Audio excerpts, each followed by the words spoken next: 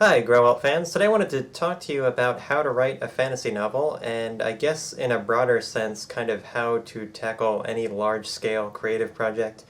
If you're a painter, that means painting. If you're a writer of essays, that means an essay. If you write books, that means a book. If you're a sculptor, that's a sculpture. A filmmaker, that's a film, etc. So I come from the writing world, and writing books, articles, essays, that's my sort of thing, so I can relate to you creative people out there on that account. And that's something that all creative people have run into before and will run into many times, is how to tackle these really big, kind of scary projects. And I guess the first thing before you even get into a project like that really is you can't get overwhelmed or caught up in the size or scope of the project, because if you're, let's say, gonna write a novel, you're planning on doing that, and that could be anywhere from 60,000 to 300,000 words, say. If you really think about the amount of work that will go into it, especially as you have to do multiple drafts and go through editing and get all the criticism, and that's before it's even finished, and that's when the real work begins. If you think about all of that from the very beginning and you focus on that, it's really hard to get discouraged and lost. So the very first thing when, let's say, writing a fantasy novel is to ignore the larger picture. That might sound like contrary advice, but trust me, that's probably the best thing you can do. Just focus on the more local and smaller tasks first, and just take those one at a time. Take baby steps until you get there, essentially. So the first thing that I did when writing the first Growelt book, which is finished, of course, it's right here, The Sword-Knit Servant, and that's me up. It's me up there. The very first thing I did before we got to this stage, about 2 years ago, was daydream. I'm like I would imagine a lot of creative persons, daydreaming all the time, probably half the time, more or less, when I'm awake. I'm accused of spacing out a lot, if you will, and so that's where a lot of my idea generation comes from, is daydreaming. And I daydream a lot about a lot of different subjects, and a lot of similar ideas started to coalesce very quickly. So while daydreaming, about 2 years ago, I started to get a lot of interrelated ideas around something about Norse mythology that I always liked. I love all ancient mythological traditions, a lot of Native American traditions, the Eastern Asian ones, all the Western, and even a lot of the African ones, which I'm not as familiar with, but they're all very interesting to me. And something about Norse mythology started to catch my attention around that time, 2 summers ago, as it were, in the year 2012. And sorry, I just had to think back there. It seems like a really long time ago. And I knew I wanted to do something with that, but again, not sure exactly what, so I was still in the daydreaming phase. And the first things that started to come to mind were, the weapons, the armor, the bearded axes, the sailing ships, all the ancient Norse tales with the creatures and the gods and what have you. And as that went on, I just started to change a lot of it in my head. So probably for the first 6 months of the development of the book was just daydreaming. And then also the next step is just writing ideas down and also sketching ideas. I'm not a super great artist, but I do like to doodle. And so I kept a sketchbook and also a notebook, and I would just write down ideas. I still have both of those books, and I add to them frequently when I'm now working on the sequels to the first book. There will be 6 in all for the Growelt series. And I would just daydream and moved into the second stage where I just started writing things down. So I would just have like a character idea. I mean, I went through like 8 different protagonists, and I would just write down their name, like a brief description of what their personality was like, what their history was like, and I'd come up with a villain, a creature, a weapon, a piece of technology, a location. What does this building look like? What does this species look like? What is this place like? What's their system of governance? What's the local area like? What's the history? And I would just write all these little things. A lot of times it would just be, the name of it in the notebook, and then like 2 sentences, maybe a paragraph, and then there's just bullet points all throughout this notebook, and it's just replete with all these things. So that's the second step after the daydreaming. Then you start to solidify your daydreams into a tangible form. You just write them down or draw them, keep little notes, and that's really the second part of writing a book for me. And just real quick, I want to point out that this right here, unfortunately, is a wound from the breaking of one of my Star Wars mugs. I have a really extensive Star Wars collection, and I have a lot of like coffee mugs that are Star Wars, and unfortunately I lost one that had Luke and Yoda on it. But I'm not so torn up about that. I'm actually more upset that I cut my thumb, and glad one of the dark side ones didn't get broken, because I'm kind of a dark side guy, I guess. But just real quick, so if you see this, that's where it came from. Alright, so after I did the daydreaming and the sketching, again, that was probably all in all 7-8 months since the first conception of the Crowell books. I just woke up one day and realized I wanted to do something. So let's say 8 months later after that revelation, now at the third stage, which is just making a very brief outline. And I actually have one right here. This is one that's for the second book. And I'll just show you how, this is just, show you how easy in a way that it is, but it's just, this is it right here. It's, let's see, a total of 6 pages, front and back. And this is the outline for the second book entirely. The first one that I ever made. I mean, it's gone through different iterations. I dug this up out of a filing cabinet somewhere over there in this room. And so 6 pages front and back, and I just wrote down the preliminary outline. It just went through bullet points, you know, what the chapters and scenes, what I want them to do. And that's the very first outline that I ever did. So that's step number 3, pretty simple. Again, you don't want to get caught up in the fact that, okay, well, this thing's got to be 100,000 words and it's due a year from now. Well, you'll get overwhelmed. So just take things one step at a time. Productivity is not about how many hours a day you work, it's how much you get done with the hours that you put in. So you don't have to, it's not saying that you don't have to roll up your sleeves and put in a hard day's work, but you want to look for efficiency and not just hammering away and not getting anywhere. So don't overwhelm yourself. Okay, so after I had daydreamed all this stuff, after I'd written it down and did my quick outline, then it actually came down to writing. So the very first draft came very, very quickly. I would say in 8 or 9 weeks, I wrote the entire first draft, and it came in at about 200 pages. I wrote it in typical 11-point font, and it was 200 pages. And that's actually half the size of the completed one, so the completed one was much longer. But the first draft came out very quickly. I was very pleased with the speed and efficiency with which I worked in that.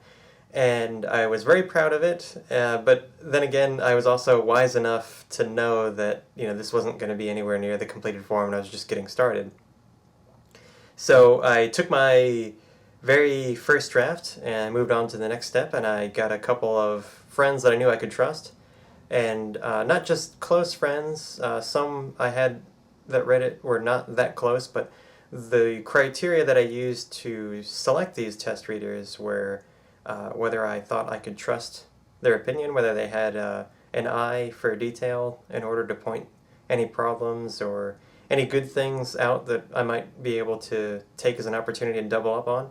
So they needed to kind of have an eye for this thing, and then they also had to be unbiased. So I picked a lot of people that I thought would tell me that my baby was ugly to my face, if that was the case, if you ever heard that expression. So you've got to be able to find, and it can just be one person at least to start off. Find someone at least that is keen enough, they're smart, they have an eye for detail on whatever it is. If you're a painter, then they need to have that visual aesthetic capability. Another painter would be a good person. And make sure that they can be brutally honest. I mean, the problem with using friends or family members that are close is they can't separate themselves from how they feel about you. So of course they're going to tell you it's good, and it might not be. You need to hear every bit of bad news, especially up front, and you should be comfortable with getting bad news even after you're done, because trust me, bad news will come.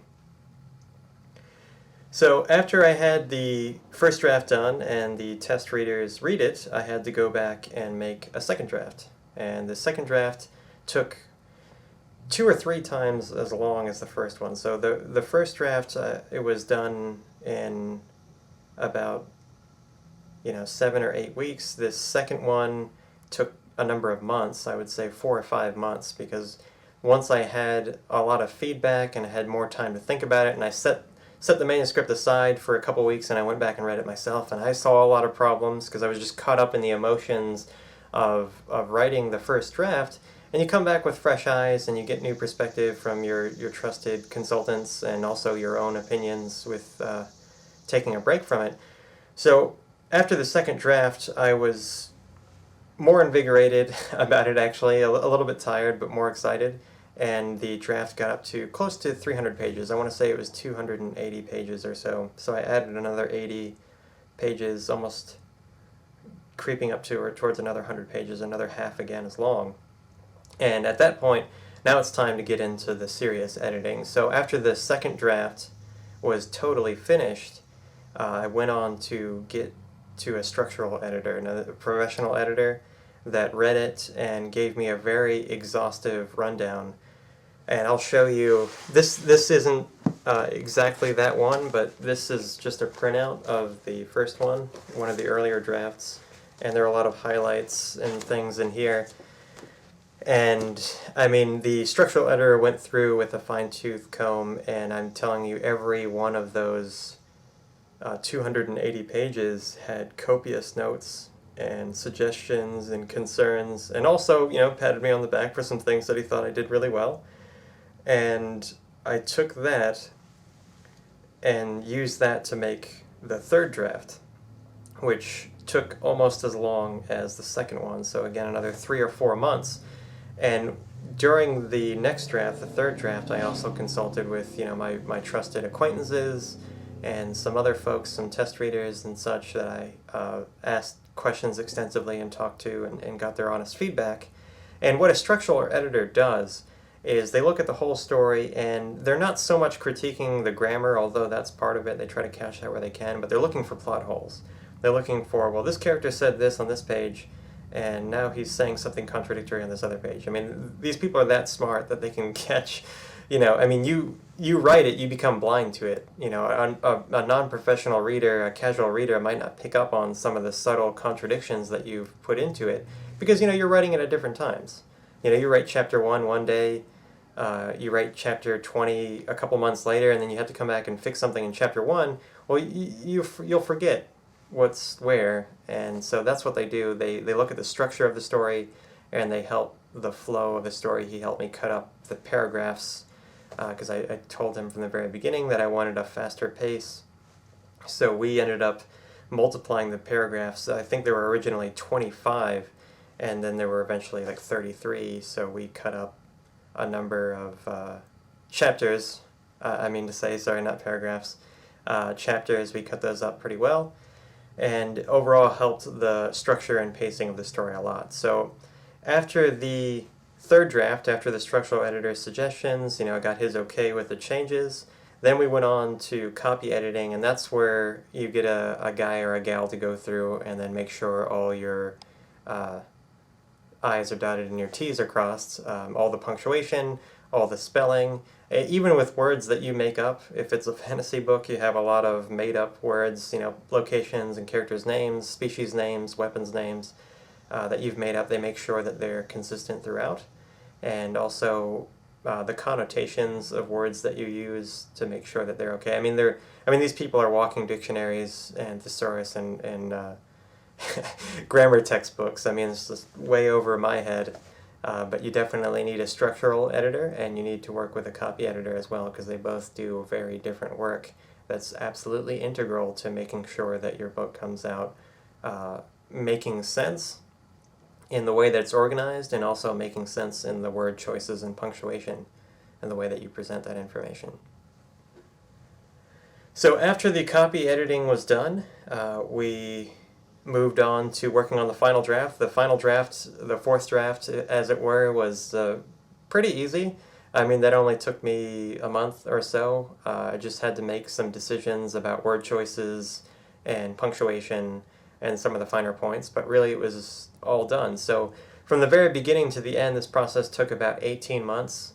So, the first 6 months of that, like I said, was just daydreaming and not actually working on it, and then 12 months of intensive work every single day in some capacity. So just a few things I'll also mention real quick here about writing a novel or working on any creative project, like a really extensive project that takes a lot of doing. It's not just something you're going to do in one afternoon. It might take days, weeks, or months, or possibly years. If it's your, magnum opus, it's a great work of some sort. It might take years. And one of the key bits of advice, and I had to learn this the hard way because I'm very much not like this naturally, is take your time and try not to push yourself too hard. You do have to push yourself always if you want to reach like a higher tier of play. You want to push yourself to your limits and then expand your limits so you can do greater and greater things. That's certainly something that all of us as human beings should try to do. But if you burden yourself too much too soon, you'll get overwhelmed and you'll quit. So a really great analogy is like when people work out, they tend to, they don't work out at all, and then they say, well, I want to get into shape. So they hit the gym for like 2 hours a day for like a week, and of course they kill themselves. I mean, you can't go from not working out at all to hitting the gym and hitting the weights and trying to run a marathon all at once. You have to start gradually. So if you try to put too much on your shoulders at once, you will ultimately burn out and fail. And I got so close to being burnt out so many times because I'd always been a writer, always did a lot of essays, articles, write for business, but I'd never taken on something that was this big and required this much organization. If you write an article that's, 800 words long, the structural editing takes half an hour, the copy editing takes 15 minutes. It's not that hard, but when you're writing 100,000 words and it's a story and not just a matter of fact, well, then you're into a whole nother field of play. And I got burnt out too many times by forcing myself to do more and more and more and more and not ask for help and not take a breather. So don't try to shoulder too much too soon. Take baby steps. Get used to writing 1,000 words a day, then up it to 1,500, then to 2,000, and then you'll find a groove where it's not about how much you write. Some days now I write none at all. I just take a break and I think about it and I goof off with friends, and then the next day I can write 5,000 words because I've just been refreshed. So take your time. Don't try to shoulder too much, and make sure that you get some rest and recreation to rejuvenate your energy, or otherwise you're not going to make it. And then the last bit of advice that I'll leave you with when working on any creative project is make it for yourself. I know that sounds perhaps hopelessly selfish, and I definitely don't mean it that way, but if you're trying to please everybody, you'll end up pleasing nobody. So especially when you first start out and you're first, if it's a painting, you're just working on the black and white pencil sketch. If it's a book and you're writing the first draft, if it's a film and you're just doing the storyboard, make it certainly at that very first stage for yourself, because for one, you'll always know that you have an audience of one that likes it. That'll always be you. And if it's not something that you want to see happen in the world, if it's not something that you want to bring to light and share with other people, you're not going to stay with it. If you're constantly thinking that you get feedback from someone that they didn't like the previous draft, and then you change it to suit what these people tell you, and then it starts to deviate from what you like, you'll give up. It's going to be too hard. And I have a lot of experience with this in other areas of my life as well. Maybe we'll save that for another video. But it's okay to be a little self-centered when you're in a creative field like writing or painting or sculpting or filmmaking. The ego is important. Yeah, of course you can get carried away, but make it first for yourself and compromise only if you have to see your vision be made. But that's what an artist is you show what's inside of you, inside of here, and bring that, to the rest of the world. So if you're going to compromise your vision for what someone else wants to see, well then you're not an artist anymore, you're just kind of a sellout. And I know that's kind of hard, and I don't like to use the term sellout because I don't quite believe in it like a lot of other people do. I mean, we all got to make a living, but make it for yourself, especially at first, and let the reality sink in, and then follow your inner conscience, and you'll know which steps to take. So that kind of describes, in brief, the very broad strokes of how we went from this draft to this draft and to the final product here. So I mean, it all started in here, just daydreaming, and it went through all these paths and ended up here, and hopefully it will end up with you and inside of your brain. So if all goes well, it started in here and it's gonna end up in there for you. So that's my hope. So let me know if you have any questions about writing a novel or organizing any sort of creative endeavor. I'd definitely be willing to lend you some more advice if you'd have it. And you can contact me directly at victor.salinas@growelt.com. I'll put my email address right about there. And you can certainly leave a comment in the comment section of the video, and I'll get back to you personally, and we can plan your next great work together. And as always, don't forget to watch, rate, share, and subscribe. I'll talk to you guys next time.